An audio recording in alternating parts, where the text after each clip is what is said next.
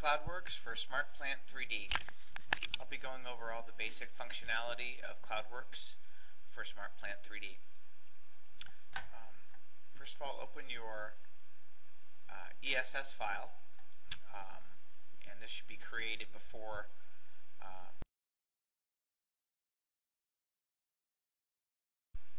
and so I'm going to be going over the point after it's all set up. There's a guide that you received to set up to get to this point.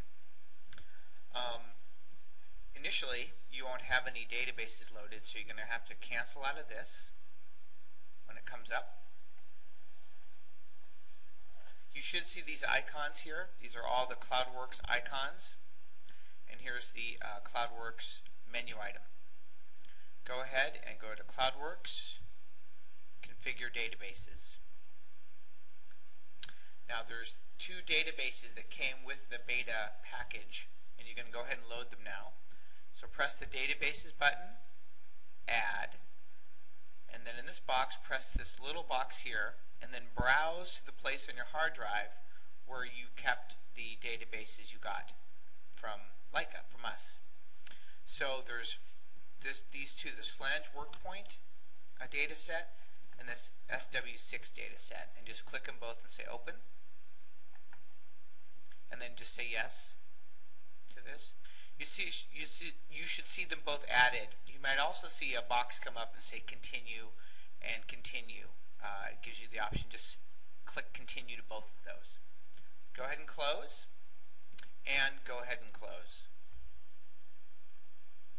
So go ahead and click databases, just to double check again that you've added them.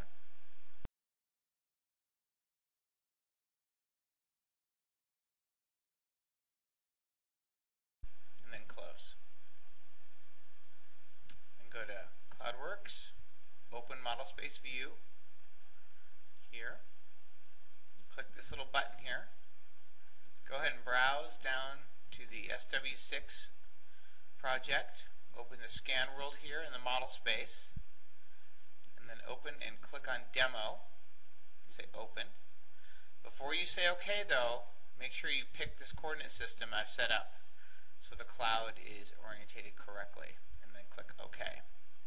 It's going to go ahead and read point blocks. Now, depending on how you have your coordinate system set up, you may have to refresh the view in order to see more. I'm going to go ahead and back up the view.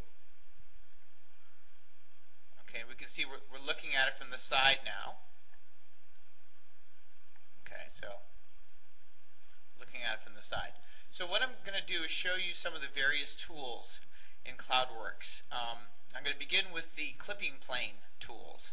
And these tools can be used to constrain your view so you see more of the actual cloud.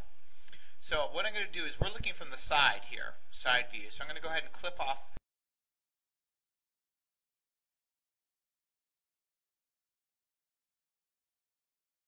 the view so we're only seeing the slice of the roof. And you can use these tools here, slice in the X, Y, or Z axis. So if I pick the Y, I'm going to click here once, and then I open my slice to right about here, and you can see that I've now constrained the view here. Okay? So then I'm going to go to top view, so I'm looking straight down at it, move the view over. So now I'm looking down through the ceiling. Okay? And I can back up here so I can see more of my view. Move up. Now at some point through this process you may want to use the regenerate command. What this does is it regenerates the point cloud and puts in more points in the view. So then the next step is to move the cloud up and down. So if I move down, I'm moving the slice down through the point cloud. Use the pan command here to, and you can see here that I'm exposing some piping. So I'm going to use the you can see here that, it's a nice view of this pipe run here. Okay, and again I'm looking at the ceiling. Okay, so I can continue to move down. Remember, I'm moving down through the point cloud now, and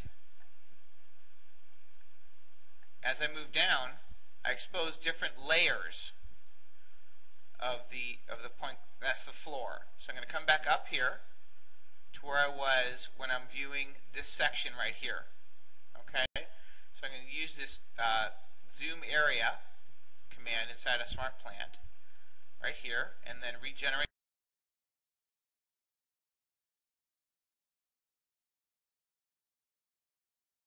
my point cloud, just to make sure that all the points are in view. Sometimes you won't need to regenerate, but sometimes it's a good idea.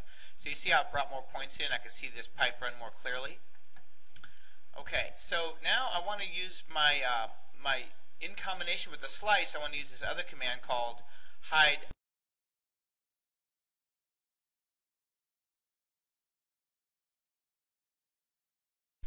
outside. So there's hide inside and hide outside. So I'm going to pick hide outside and draw a box. But before I do that, I can pick either a rectangle, a circle, or a polygon. I'm going to pick rectangle. And I'm just going to draw a box around this one area here. Click again. And you see now that my box is drawn, and I'm just seeing this one area here. Okay? Now I can also bring up these common view box here. And this will show me different views. And this is an isometric view showing the side of this particular pipe run. This is very visual. It's very, very nice to then see what you're doing. Now, I don't really know this program that well, so you may choose different view options based on what you think is better. So I'm going to use the command that's going to now fit a center line to this pipe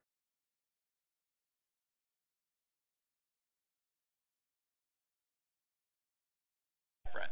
So I've got this pipe run here, right here, and I want to fit the center line of the pipe.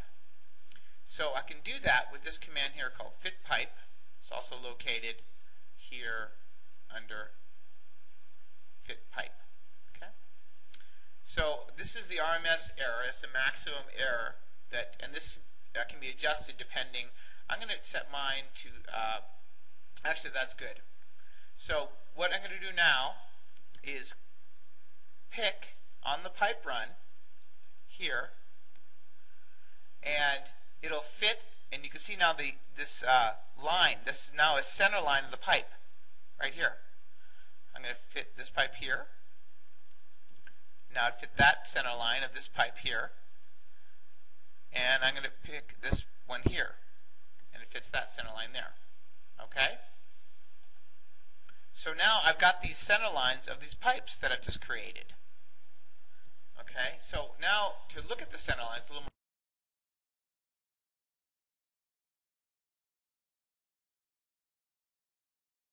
closely, I can then control the visibility of the point clouds just by hiding all point clouds. And you can see that these are the lines. So I know that we want to connect these pipes. We want to connect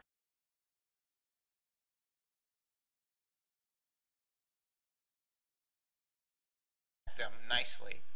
So I'm going to select both here and then use this command, connect pipes.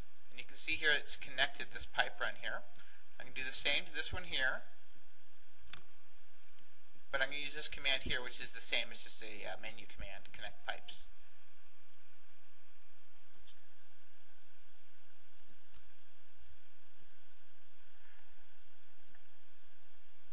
Okay, and then you can see that it unconnected the one pipe when I connected this pipe, and now they're all connected.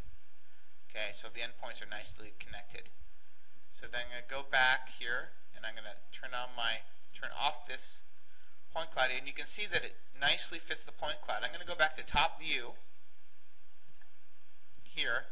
So this is a really good view. You can see here that this is now fitting the center point of all these pipes. So this is very, very nice, very, very visual.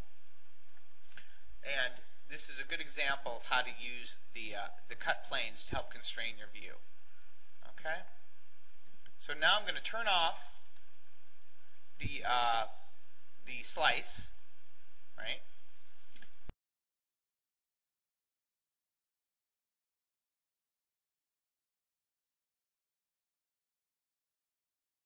And I'm going to turn off the other constraint I had, which was the hide inside. So So you can see how the whole pipe run comes into view. So now I want to show you the slice in the other direction. Oh, sorry, the Y. So I want to show you a slice of the room.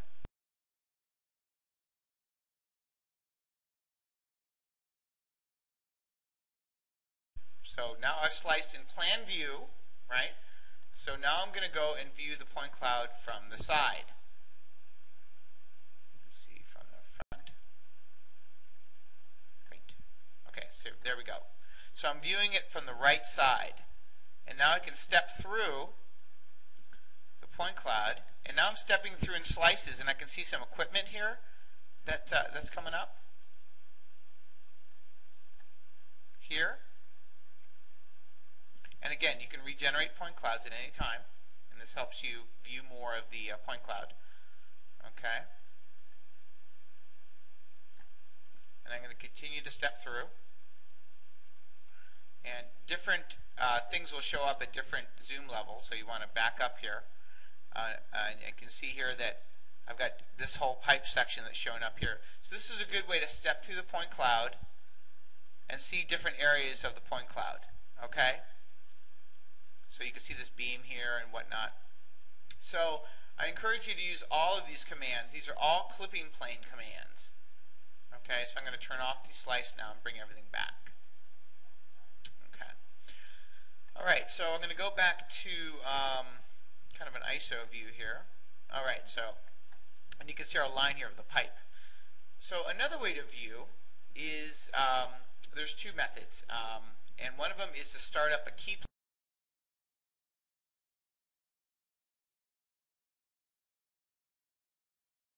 plan, which has to be created beforehand, but I created one. So you go to this command, it says open key plan. Now, I've already have one created. So this shows you a representative map of the area, which is this room here, and then the scanner location. If there's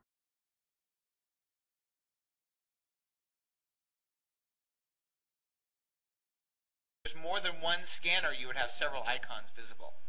So I'm just going to go ahead and click on here, and it's going to bring up what I call a true space, which is a perspective view of the work area. I'm going to put this key plan over here. Okay? So I'm going to rotate this, and you have to kind of maybe rotate it a couple times to get the key plan to set right in the main view. Okay, there we go. So as you rotate, and you can see the hand here in the true space, you can left click and rotate around. Okay? And you can see now how very much nicer it is. The view of the point cloud is now in a perspective view. You're seeing things as they kind of your eye would see them. So we're going to go up here and rotate up, and lo and behold, look at our pipe that we created. This is our center line. We could have also created these center lines from this view too. You can see here. Okay? And in this view, you can use the same kind of constraining limit box. Quick limit box is set to 2 meters square by default. So what you do is in the true space window, you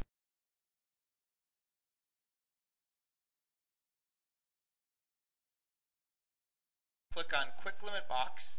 I'm going to go ahead and click on around the same area here. I'm going to left click in the true space window, and it's going to constrain the view here. And you can see here how it's nicely constrained, and then when I move around, you can see the view move here also. So if I wanted to follow this pipe rundown, I could do that by just following the view. I want to create a pipe. I can just go ahead and follow it all the way down. See how it's turning the corner here?